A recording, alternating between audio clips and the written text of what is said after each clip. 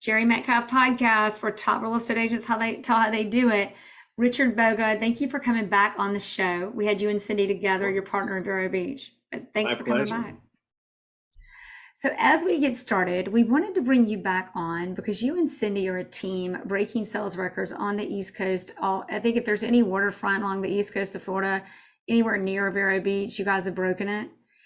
And so we thought we'd bring you back Close. on to get some more insights. Sure.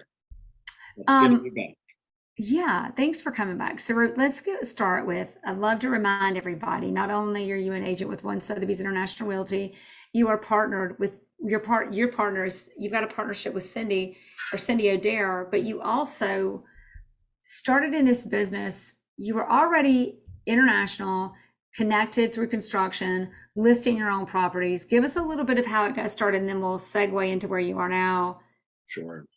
So I grew up with a stepfather who was a general contractor and a mother who was an interior designer, and they were building spec homes in Palm Beach and selling them. And while I was still in college, I thought it'd be a great idea to get my real estate license and convince, my biggest supporters that I was going to be the person to list and sell their spec homes for them. And that worked out. And I got my first big fat commission check in real estate. And I thought, well, geez, this wasn't so hard. I can do this. And I abandoned my plans to go to law school and turned real estate into a career. So that's how I really got started.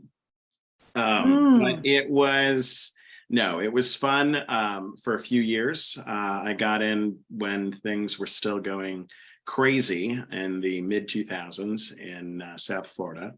And back then it was easy to sell things. You just put it in the MLS and things sold. And so I had a few honeymoon years there where real estate was really, really easy. And then the recession followed in 2008. And suddenly it wasn't so easy to make a living in real estate. And that's when I really had to cut my teeth.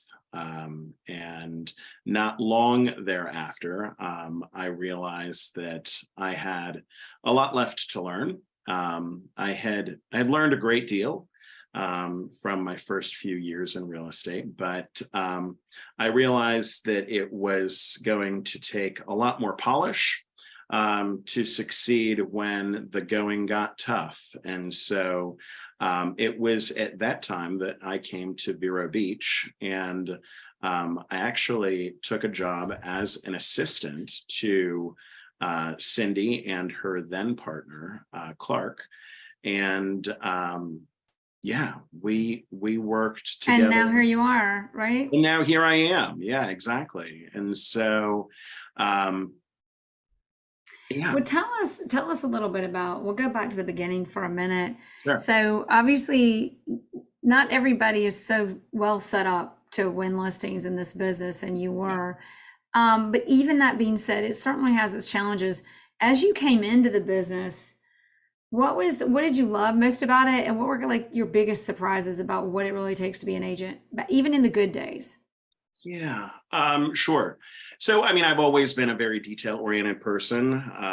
I knew that, and a quick study, and I knew that I could represent these properties well, right? So, it helps if you have that confidence going into it.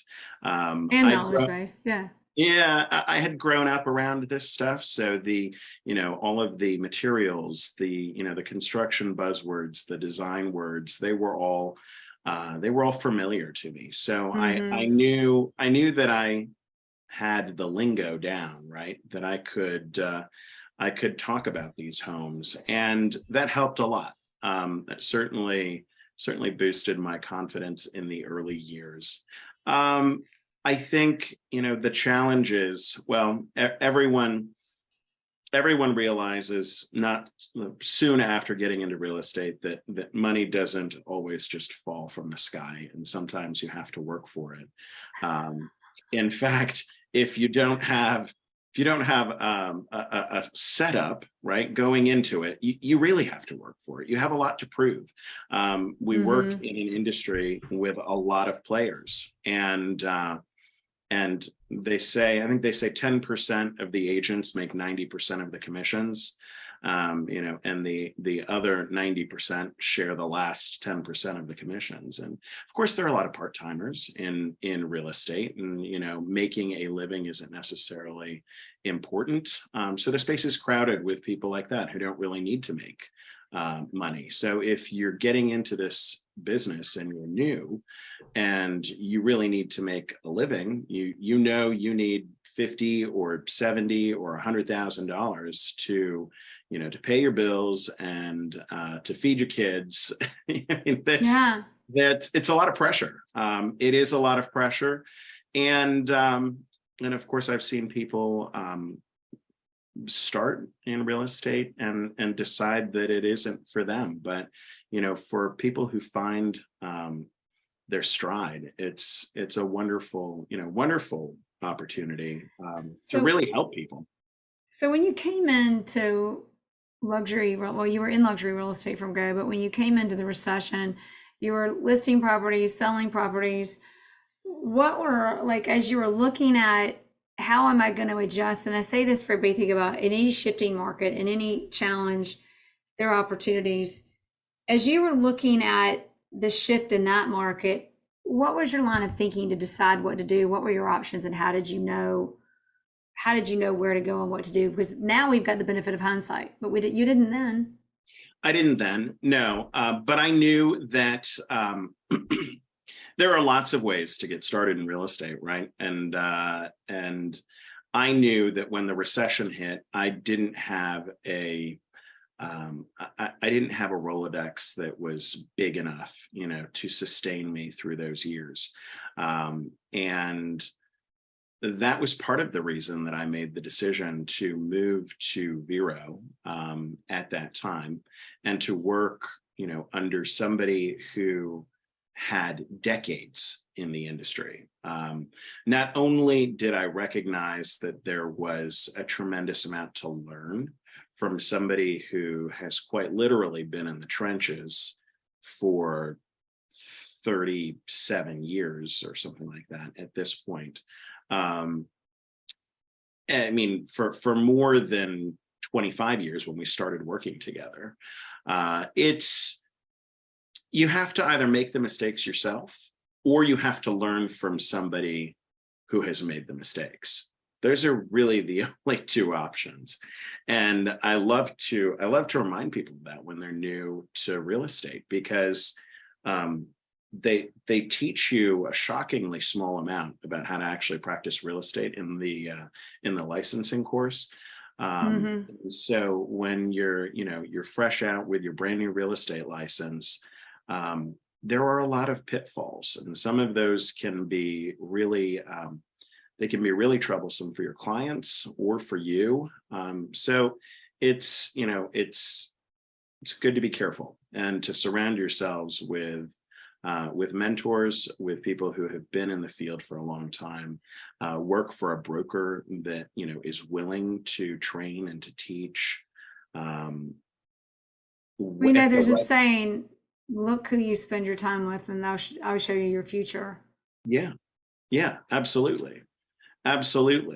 And so if you're looking to make a big name for yourself in real estate, make sure you align with the right brokerage. Go, if you don't want to just go kick it on your own, find somebody who is near Who do I want to be when I grow up, and get around those people. Get around those people, work for those people if you have the opportunity. And if you don't have the opportunity to work for them, then figure out how you can rub shoulders with them any chance that you get, and learn as much. Oftentimes you may not be able to work for them directly, but they'll be happy to share advice with you if you just call or email and ask for help. Right? Won't know until you try. So that's how we do deals, is we get to know one another as agents. Yeah, absolutely. Absolutely. And most good agents are looking for some good help. This isn't the interview that tells you go be somebody's assistant, but it is the interview that says when you look at success, look at the avenues, look at the different ways to get there. So you had experience, and you decided, okay, the next step for me is to align with Cindy O'Dare in Vero Beach. Yeah. And as you did that, what was your vision? Was it kind of things are tough, this is just where you landed, or was there a plan and was there foresight? And what have you learned from all of it? No, I think I'd be lying to you if I said there was a plan. I think that it's something that made sense at the time. It felt like a good fit. I'm always big on, does it feel right? Is this, do my core values align with this person's core values? Because if you're going to be spending 30, 40, 50 hours a week together, for the foreseeable future, you should probably make sure that this is somebody who you have those things in common with. And obviously, I was never scared to work. I've always been happy to grind, and this is not the field for people who don't want to work hard. This is not the field for, this isn't the game. This isn't the game. I think a lot of people come in like, I want to be flexible. I don't want to work and I want to make a lot of money. Right. I'm going to get into I may be part of that 90-10 ratio, right? Yes, because I get to make my own schedule. That's not true. You work when other people want you to work. So that's an important thing. But yeah, no, I there wasn't a plan, but the plan, the plan sort of revealed itself. And I've always been a big believer in work hard, make yourself indispensable, whether it's to the person who you're working for or to your clients, and everything else will fall into place. And it's two main things. It's when you look at who you're going to work with and work for, but especially work with, make sure your values align. And the other one is know that you're going to show up and work hard, have the work ethic. Now, when you say values, in the breakthrough luxury coaching, we talk a lot about values and aligning values and neurolinguistic psychology, but most people don't know what I'm even talking about when I say those words. And you certainly didn't at the time. When you look at, how do you know? Like, how do you know someone's got the values? How do you know they align? Being the assistant to the agent might be a little easier than vice versa or not, but what's your insight on that? Yeah, I think you get a gut feeling about someone, from the get-go. I think I'm a pretty, I'd like to think I'm a pretty good judge of character. And you certainly, as you work with somebody, I think their character and their values are revealed to you pretty darn quickly.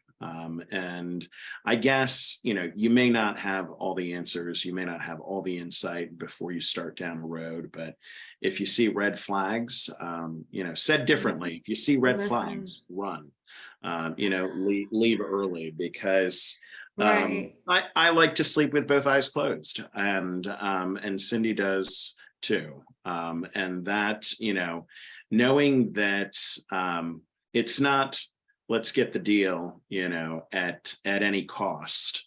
Knowing that we both feel, do right, and the rest, everything else will fall into place.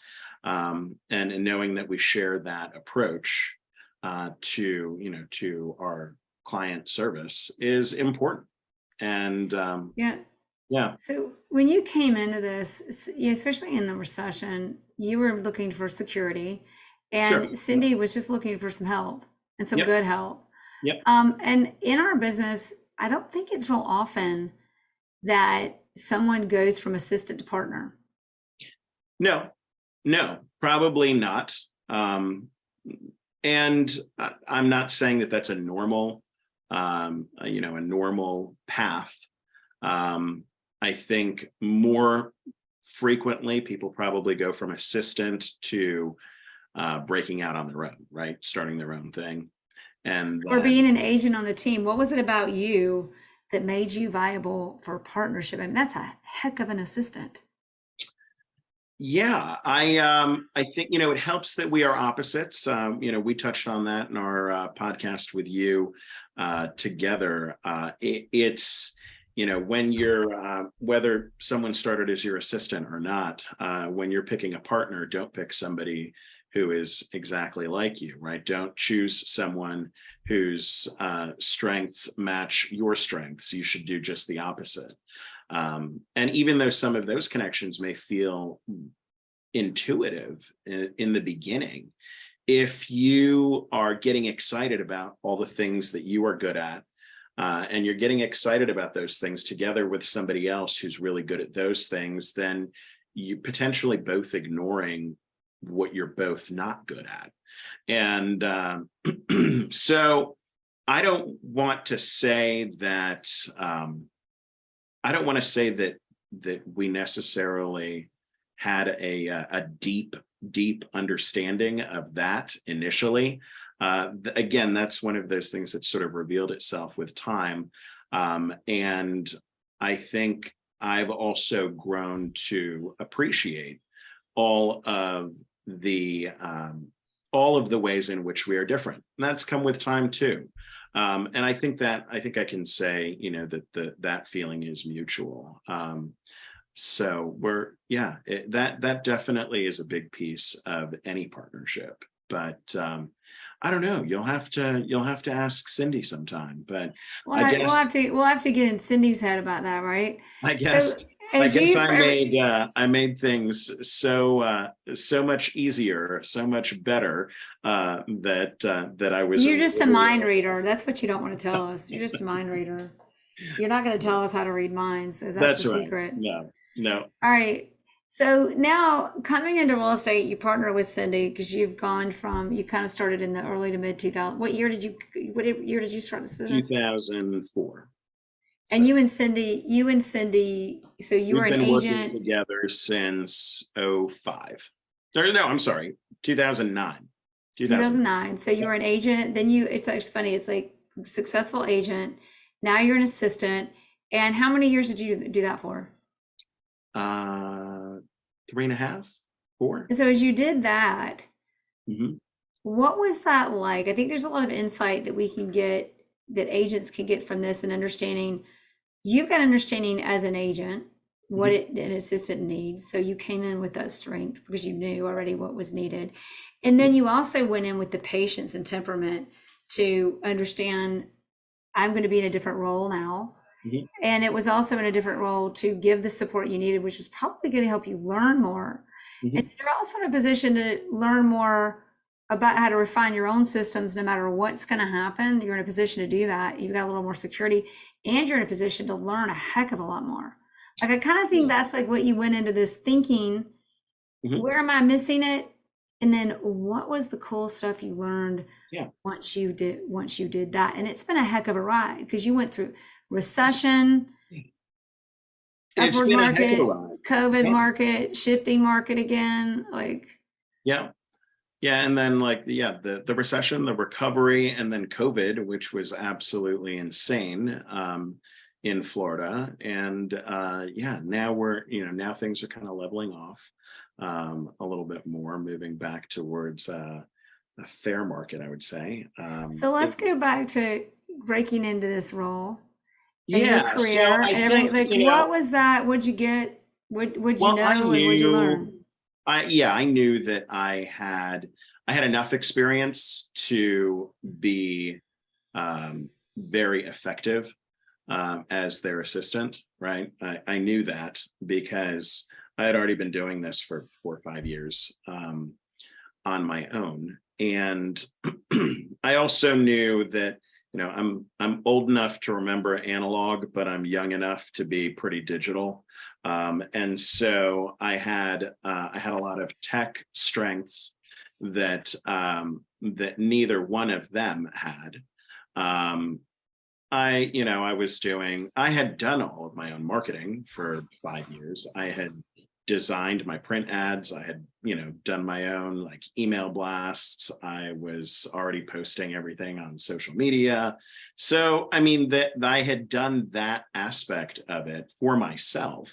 And so I knew that plugging that into, to their machine, that I would be a great resource. And I've also, I've always been very, very detail oriented. The I dotting and the T crossing, that's decidedly in my court in this partnership. And so I knew that I had the sort of contract experience to be effective in helping with their So you business. would have been a great attorney.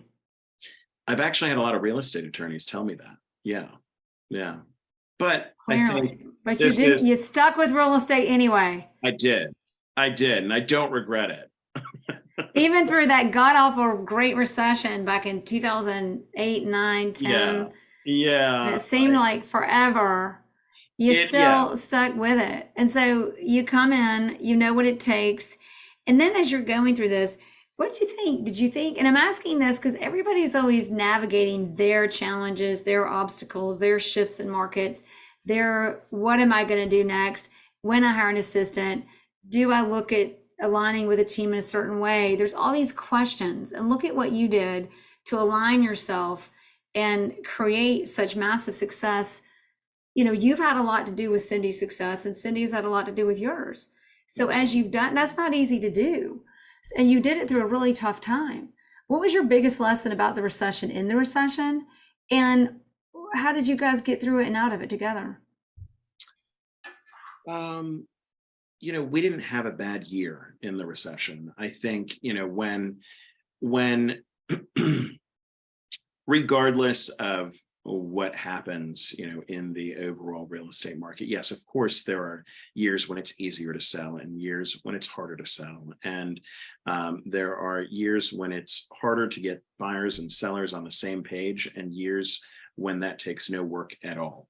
But if you look at the bad years as an opportunity to double down, I mean, in those bad years, a lot of people leave the industry. The number of realtors paying dues to the local board plummets, and people actually stop practicing real estate. So it's an opportunity for you to shine. And if the other thing that I can say, and this wasn't necessarily my path, but it's worth mentioning, there are a lot of people who have done extremely well in real estate without having a big marketing budget, right? They may not have come into real estate with $50,000 sitting in the bank that they're prepared to spend on promoting themselves. But you don't have to do it that way. There are other ways to get your name out there. And if you're willing to put in, the time to get yourself out in front of other people, I mean, you can do it with a stack of business cards that'll cost you $10 to print, And so I think just this idea through the recession that, if we just kept showing up and putting in the time and we kept doing what we knew to do to earn, everyone's business, then we'd be okay. And we were. We were okay. From 8 to 9 to 10 to 11, we grew our business every year. And when people have to sell, there are buyers in the wings who want to buy. And so it's a matter of, I guess, always being open to shifting your approach. That's important. The way that you earned business during the COVID years is not the way you're going to earn business, when we have our next recession. So just the idea that you have to change your approach from time to time as markets. So in Vero Beach, you're in a market where, I've said this before, but when I go to Vero Beach, I never open a door. I mean, it's kind of this small town feel. People open doors for you, beautiful beaches. And until you get there and you've really arrived and learned, you don't realize necessarily that there are properties selling for 10, 15, 20, 30, 40. The other day you had a $60 million showing at one of your listings. I mean, you had $60 million listings. Yeah. It's that kind of market. In that market, what did the recession, how did the recession work with that market? Is it the track record you guys have in luxury that helps you in a recession period, or is it the opposite, especially in the 2008 recession? Yeah, I think, track record certainly helps. But Vero is a niche market. It's a small market. And, I always like to say nobody needs a home in Vero, which helps explain a lot of Exactly. yeah. It helps explain a lot of the quirks of our market and why it is the way it is. And, people are typically buying second or third homes here, and they don't have to buy it this year. They can buy it next year. And if prices, come down a bit, well, they don't need to sell. They'll just, they'll hang on to that. So how do you keep $100 million? By the way, everybody, Cindy and Richard, you're selling 100 to 300 million a year in volume. How do you keep a track record like that in a market where there's not a real sense of urgency most of the time? Yeah, no, you're absolutely right. There's not. It's not a real sense of urgency. We have to go out and find the buyers. We do a lot of marketing outside of Vero Beach, and I think it's Vero's increased in popularity for the last, I don't know, 5-10 years. Seems like every 2 years we say, now we've really been discovered. But I think more and more people are finding out about Vero Beach. And as South Florida continues to get more and more crowded, people are migrating north. True. So that's, and as they're going up the coast and checking out, other places they may want to live, they show up here and like what they see. We have very low density, comparatively speaking. We have a 35-foot height restriction in Vero. So other than the 2 high rises they built in the 70s, it's And not. how many stories are there high rises? What are high rises in Vero Beach? 13 or 14, something like that. Yeah. Right. Yeah. So those were built in the 70s, and everyone decided we should put the kibosh on that. So no more buildings over 35 feet since that time. And Wow. a very active land trust that has bought something like 7 or 8 miles of shoreline in Vero for no other reason than conservation. So there's a lot of interest in keeping Vero Beach the way it is, and preserving that small town character that we still have. So yeah, it's a great place to do what we do. And I think, as more and more people figure that out, or as more and more people find Vero and want to live the Vero Beach lifestyle, prices keep pushing up. And so I guess in a sense, it's getting easier to sell $100 million a year. Right. The supply is staying low, and there's only one Cindy and Richard, and That's the right. demand, right? And the Yep. demand and you guys broke into the market when there wasn't a real demand. I mean, Cindy broke into this 30 years ago. You came in and have supported her in that, and you're just really making a difference in the market in general. Now, I'm going to give you the final 3 questions because we've got about 10 minutes. And we did them before, but we have to do it again. We can't have a show without final 3. Okay. The number 1 question is, as you look at your career, what would you say this one resource is the greatest attributor to your success? What would that be?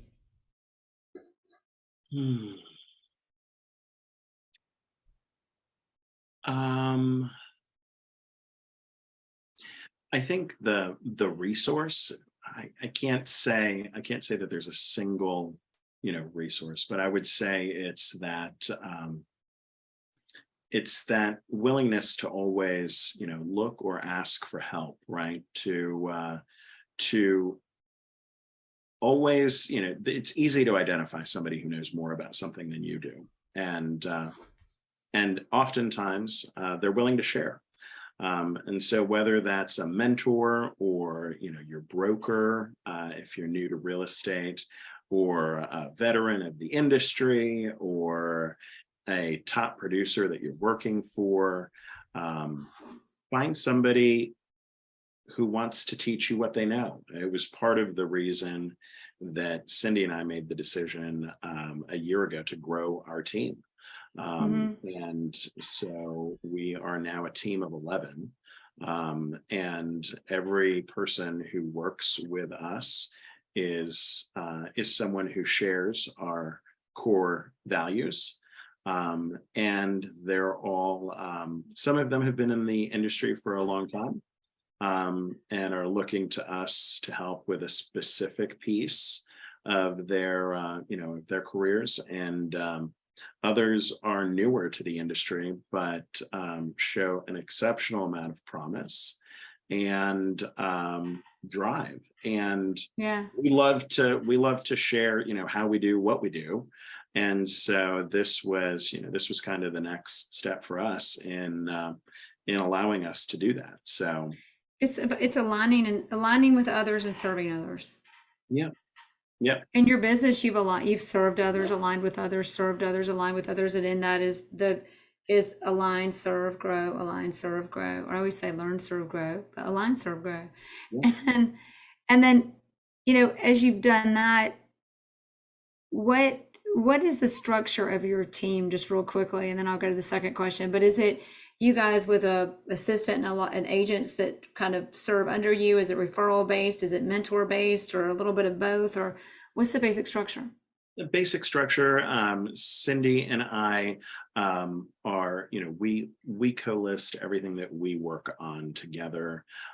Everybody else on the team co-lists with Cindy when they bring something in. So in many cases, we're helping a lot of these agents who have, listed and sold things for 300, 400, 500, 800. We're helping them get listings for 2 million and 3 million, and just sort of increasing their profile in the community. But we have 3 assistants as well that work for the team. And yeah, it's and how do those assistants, do they have individual roles, or what are the roles and how do they operate for the team? Yeah, so we have one sort of director of operations, and then we have 2 assistants that essentially report to her. And they're more transactional, or are they serving the transactions, or serving marketing? We also use a transaction coordinator who is not on our team. It's something we're toying with, the idea of bringing that back into the fold, as it was at one time. But at this point, transaction coordination we have outsourced. The assistants are more whatever the director of operations needs. So wow, I like assisting all of the agents with inspections, things like that. But do these agents realize just how fortunate they are to have this kind of setup with a team with your kind of track record? I think I can let them know for you. I mean, okay. That's a pretty big that's a pretty big deal, right? Like to be able to align to that name and have that kind of support is pretty awesome. Well, I think we've picked some great people, and we feel fortunate to have the opportunity to to cultivate great agents in them, and I think they feel lucky to be here. So it's a real good feeling when we all come to work. Yeah, well, and it's a way to if you're going to set up a team, especially in luxury. Sometimes you can streamline it, but in luxury, you've got to ensure that the client experience and the brand and the quality and the level of excellence, knowledge, expertise, that stays to par. Oh, for sure. Yeah. And I think that's something we've always believed in too, is that it's a level of service. It's about the level of service that we provide. I mean, that's how we have clients say all the time, we're like, oh my gosh, we can't believe, you guys have helped us with this and that, and, doctors and plumbers and dog walkers and, whatever, the salon, who knows, whatever you need, like, just call. And not everyone takes us up on that, but yeah, it That usually leads to more referrals and more sellers and buyers it does. anyway, It does. And right? people talk about you around town. You're like, you're not even going to believe what they did for me, So yeah, no, certainly that Oh, if that's you great want to advice. really Yeah, impress upon your clients, just aim to wow them every time, right? exactly. Makes a big difference. If Yeah. somebody has a bad experience, the stats are they tell 8 people. If they have a good experience, they sell 3. Yeah. But when you really wow them and take their breath away, Oh yeah. they tell like 20 or more. Just Oh yeah. saying. Yeah, for sure. So now that was the question number one. Number Okay. two, book. Is there a book that in your career as a real estate agent or in life, like a really great book that we might not know about already, that we've just got to read?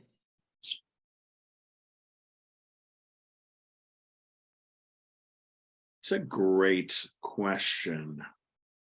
Um, I'll drop some hints. um, the one the one that comes to mind, and it's an old book, but it's just as relevant today. And I actually just reread it That it's a good one. earlier this year. Uh, How to Win Friends and Influence How People. did I know?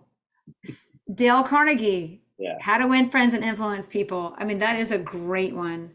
it is. Last It question. does. I mean, It well, does. before I say last question, I always like to say, when you read that book and when you reread it, what was your biggest takeaway? Or what was your biggest reminder or best reminder?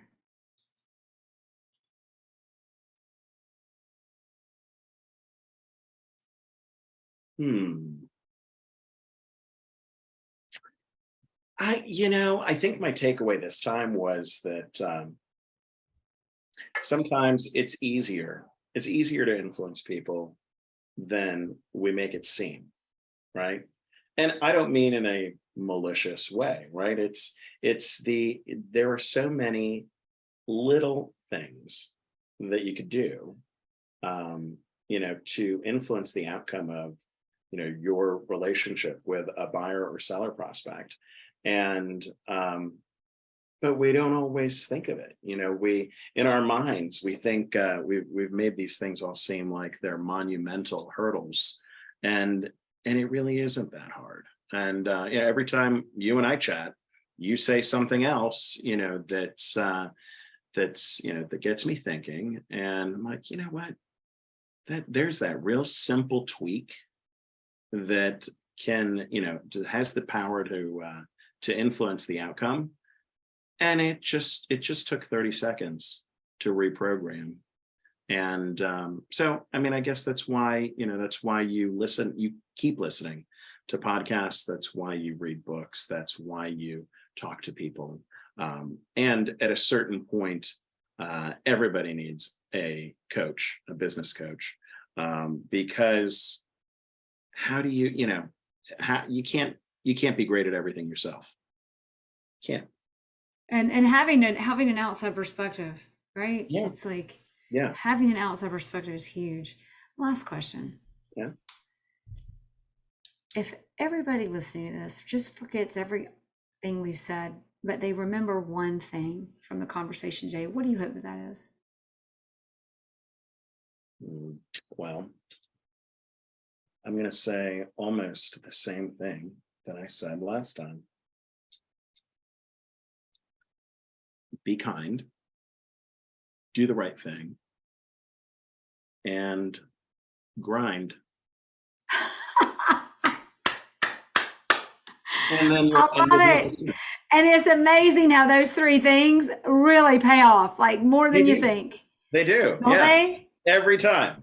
Every Every time. time. It's unreal. You're like, wow, it's the little things and just be kind. I forgot what the second one was because I love the grind, I but think it be was kind. do What right. was it? Be kind, do the right thing, and no, do the right thing. Be kind, do the right thing, and grind. Yeah. Or we can make it easier. Be kind, grind, and always do the right thing. Yeah, I like that, and it rhymes. Yeah. Always do the right thing. Like know your Always do the market, right thing. right? It's just do the right thing. It's unreal how that comes around. Unreal. Absolutely. Richard, you're awesome. Thank you so much for coming. Always a pleasure. Richard Boga with One Sotheby's International Realty. So awesome to have you. Pleasure. Have a great night. Thanks for listening to the Jere Metcalf podcast, where top real estate agents tell how they do it. Powered by Breakthrough Luxury Coaching, this podcast was created for real estate agents across the world, coming together, sharing ideas that take their businesses to the next level. Breakthrough Luxury Coaching and membership provide luxury real estate agents tools and resources that win more business, increase volume and sales prices, and create results. To learn more, go to getstarted.breakthroughluxury.com.